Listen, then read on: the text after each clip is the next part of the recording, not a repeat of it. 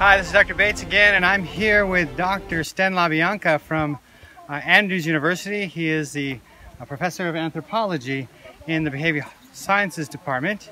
Now, Dr. LaBianca has been involved in archaeology for a long time, and although he wasn't one of our lecturers, I wanted to tell you about what he is doing and how archaeology is changing. So before we get started, tell us a little bit about how you got involved in archaeology. We're standing here at Tall Hisban. You are the director of the Tall Hisban project. How did you get involved in Tall Hisban? Well, I discovered anthropology when I was in college as a subject that would allow me to travel. And so I began looking for places to travel, and I found that there was a college in the Middle East called Middle East College. Oh, yes. And I went there when I was a sophomore, and I traveled all over the Middle East, and I even came to Hisban when I was 19 years old. And I decided that's going to be my career. I love this region. And then I went back to Andrews. I had heard that they had just come back from Hisban with the first expedition, and I volunteered to help out with cleaning anything I could do. And by volunteering, I got connected with Dr. Siegfried Horn, who then invited me to come and to be part of his team for the 1971 season. Now, this is a very special year. It's the 50th year. So when you got started, how long have you been involved in this project? Well, I have been involved since actually 1970, because in 1970 we were going to have the second field season, but there was a war going on, so our trip got cut off in Istanbul. I had to go back home. Actually, what I did is I went to Cologne and studied French that summer, but then the next year, 71, is when I joined. So I've been coming back here nearly 5 decades. One thing you may not know is that Dr. LaBianca, well, you've read this, one of the assignments that you had to read was The Andrews Way, and it talks about the introduction of science into archaeology. One of those that was instrumental in introducing certain social science in particular into archaeology at Andrews University and at Tall Hisban was Dr. LaBianca. He sort of pioneered. What type of research did you pioneer at the time? Well, you know, at the time people were primarily interested in tracing ruins of buildings and finding pottery and finding inscriptions. But in all of that dirt that came out, there was something else that they were just throwing away, and that was animal bones. Animal bones? Table remains. I mean, like people have had a lamb, some lamb, and then they just throw away the bones. Well, there are thousands of remains of what people ate, and they preserve in the bones. And so nobody was collecting them. It was new to this region. So, but we knew that there's a lot to be learned from studying animal bones. In fact, it's the best window we have on daily life, because it teaches you what people ate, what was important in their diet, and all those things. So yes, I am what's called zooarchaeologist. That's how I got started. An archaeologist that focuses on the study of animals in the archaeological record. I realized that they had no clue as to why we were here and wondering and so forth.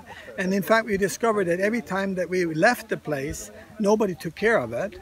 So I began to puzzle, how can we get a partnership going with the local village so they can understand what we are doing and become our partners in taking care of Hisban. And that's why we started the program what we now call community archaeology, which is different from the kind of archaeology that was the original Hisban expedition. Okay. They were kind of more like a military expedition. They were called an expedition. They had campaigns. The first campaign, the second campaign at Hisban.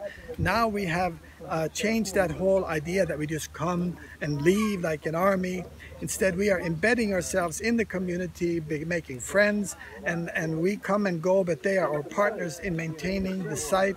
And so this is just one component of bringing the community on board, starting with the children. And this is their first time actually experiencing what we are doing, understanding why we excavate the way we do, why we collect pottery. So we have 5 stations here. Here is a place to actually show them how we excavate.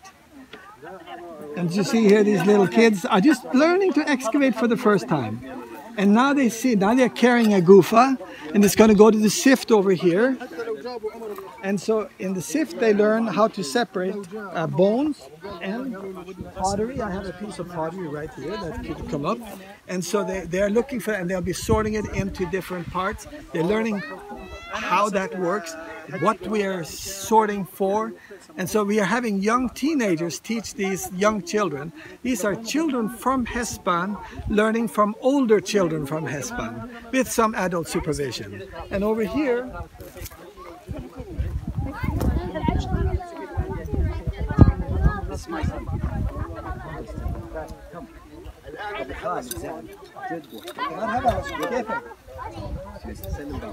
here you can see we have so many friends here at Tall Hisban. You have been involved at Tall Hisban for so long. You've actually made a lot of relationships. I am a Jarma, that's the name of the family. They incorporated me into their family.